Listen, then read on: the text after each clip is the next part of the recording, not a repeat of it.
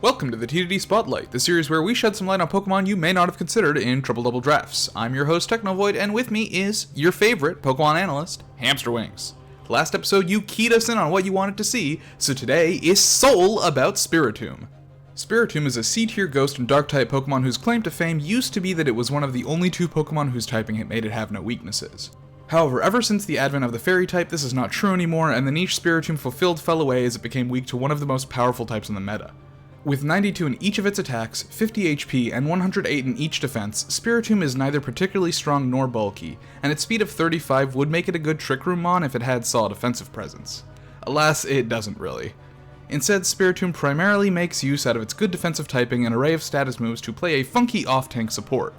Spiritomb has access to some nice disruptive options like Taunt and Will-O-Wisp, as well as a few good boosting moves in Calm Mind and Nasty Plot that help it exert some pressure on the field, but without any reliable recovery besides Rest and Pain Split, its longevity is limited and its offensive presence a bit too hard to snowball to be worth it in most scenarios.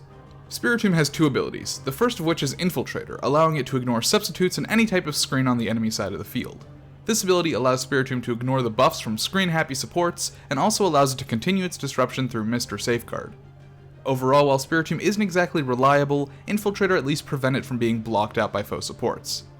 Its other ability is Pressure, which makes all opponents use 2 PP instead of 1 for each attack while Spiritomb is on the field. This is actually a pretty sleeper good ability in the TDD format, especially on tankier Pokemon that can stall out a specialist's high power moves. The problem, of course, is Spiritomb's aforementioned lack of good recovery. Pressure isn't a bad choice by any means, but without too much staying power, the effect the ability will have on the opponent is somewhat dwarfed by other stall strategies. When it comes down to it, both of Spiritomb's abilities give it a little something to stay relevant within its role, but neither is particularly noteworthy, so you can pick and choose between them based on how you're looking to play a particular match. And with that, I'm going to pass it on over to Hamsterwings to talk some sets.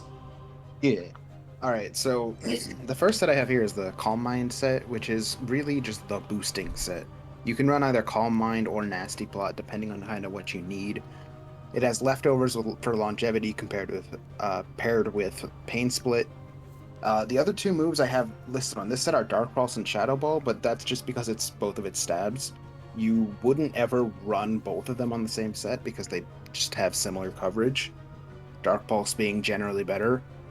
The moves that you could slash on here for one of them, assuming you drop Shadow Ball in this case, good replacements would be Will-O-Wisp, Protect, Burning Jealousy, or like Shadow Sneak or something.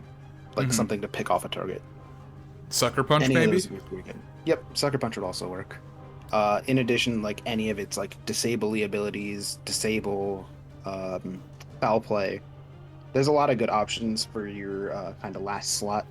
Similarly, Calm Mind or Nasty Plot works here. I prefer Calm Mind generally on this Pokemon. But Nasty Plot is there as well if you want to attempt to get a Burning Jealousy sweep, which seems very unlikely, but you can try. Go for it.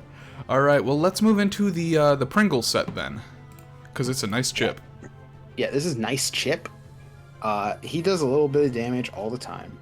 He gets the Will-O-Wisps so that he won't die to physical attacks, and then the Rocky Helmet to punish physical attackers, and then he will Pain Split it all back. And then for even more ability to torment physical attackers, you have Foul Play. And then generally, like, you know, Pokemon that have like 3 support moves and 1 attack, Taunt will shut them down and force them to attack Spiritomb for lackluster damage. Yeah. Most things are going to be probably, I don't want to say doing more damage to themselves than they'll be doing to Spiritomb, but especially if you run a very defensive set here, you will be in good shape. Yep, so this is kind of the deal with physical attacker Spiritomb, and the next one is going to be the deal with special attacker Spiritomb. Oh, there we go. Generally, I feel this one is less effective, seeing as Fairy is almost purely a special attacking set, special attacking type. But in case you want to run it, here you go. Now, this set, I know you are probably saying, hey, you have 2 ghost moves and 2 dark moves on it. Yeah. It doesn't really get coverage. Deal with it. What do you want? Yeah, when it comes to coverage, I feel like Spiritomb has a lot of options in terms of status moves, but in terms of attacking moves outside of its stabs, it's kind of pathetic. Poltergeist is always a wonderful stab, does a lot of damage. Foul Play is good. And then you have 2 priority moves, which this thing has like base 30 speed, so that's great. Yeah, it works out for it, because, yeah, this is not something that is particularly good in Trick Room just because you want to use those 4 turns effectively, and Spiritomb's the kind of Pokemon that wants to spend more than 4 turns on the field. Spiritomb would be nice as a setter if it got Trick Room. It unfortunately doesn't. Does not. Alright, shall we move into Haha Funny set? Yeah, this set's great. Alright. So obviously the item that you run is going to be dependent on what you're afraid of on the enemy team. Choice Band if you're afraid of a special attacker. Choice Specs if you're afraid of a physical attacker. And then you will Trick Disable them, and they are useless now. Yeah. You call out that fairy move, you trick them the Choice Band, and then you disable their fairy move. Yeah. In addition, this would be the one set out of all these generalist sets that you would probably want to run Infiltrator on.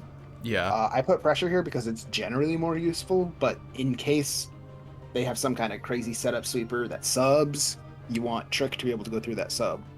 Yeah.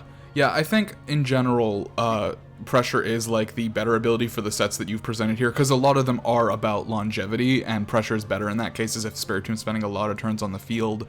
But if you have a situation like maybe potentially with the AV one where it has a bunch of attacking moves, or something like this where you want to make sure you can get through any like subs or any, people don't really run Safeguard, but anything like that, Infiltrator's nice for that as well.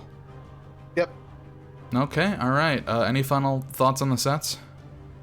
Not really. Despite there being like a lot of variety in these sets, this Pokemon is like not that varied. Yeah, it just does a few things. It just has, I feel like, a couple of different ways of doing those things. Yeah, I feel like generally if you see this Pokemon, you're going to see Will-O-Wisp, or you're going to see a Calm Mind set. Yeah, that's very likely. And Pain Split's also very likely as well because of its low HP value. Yep. Okay, so yeah, overall, despite its decent defensive typing, Spiritomb's average stats really prevent it from excelling in any particular role, something that, as we've talked about, leaves a lot of C tiers feeling less than usable. Luckily for it, Spiritomb's abilities and move pool do give it some flexibility within team comp, either as a tanky disruptor or a booster, but really there's honestly just going to be a better choice for both niches respectively, even within the C tier. I mean, just look at Dusclops, for example, but it does have that coveted triple immunity, and it does have a fair number of viable sets that prevent it from being totally outclassed. So do you have any final thoughts on Spiritomb? It's all right. It was certainly a lot better before Fairies came out, but honestly not all that much. Yeah, I think the problem with Spiritomb is, as you sort of mentioned with Lilligant, it does have a couple of things it does pretty well, but generally with a C tier, you're just gonna find one thing that fills a niche that you want and do it better. Like if you are looking for that tanky Pain Splitter, you're just gonna take Dusclops instead, or even though it's weak to knockoff, like Cursiligi or something like that. Whereas Spiritomb, it can do a bit more, but it does it worse. I think this place would really have a place on strong teams if it learned Trick Room. Yeah, unfortunately, it does not. But that is going to be Spiritomb, so we hope you done learned something. Now, it is time for you to vote on which Pokemon will be covered next time. Will it be the Fighting-type Passimian or the Ice-type Glalie? Vote in the comments down below, and we will see you then. Bye-bye. The